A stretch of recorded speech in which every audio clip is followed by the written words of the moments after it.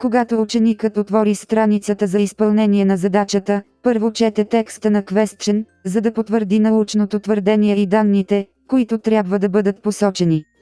В зоната за редактиране въведете първата версия на отговора А1, като първо запишете твърдението, експерименталните данни и следите от разсъждение.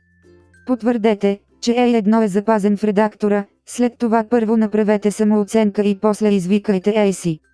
Превъртете до раздела за самооценка и сравнете собствения отговор с стандартите, като първо видите кои елементи още не са отметнати.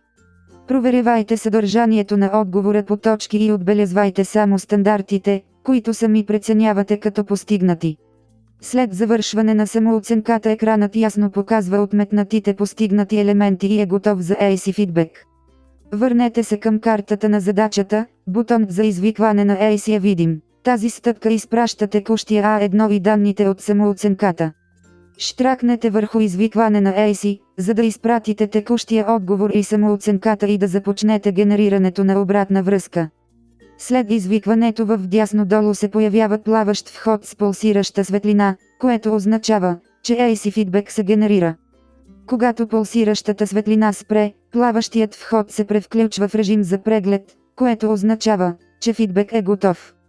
Щракнете върху плаващия вход долу вдясно, за да отворите прозореца на AC Feedback.